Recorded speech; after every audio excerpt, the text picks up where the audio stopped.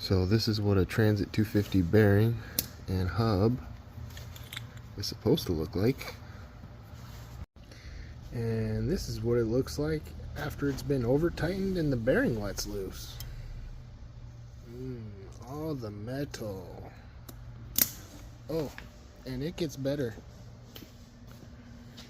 That is welded to the housing. Out.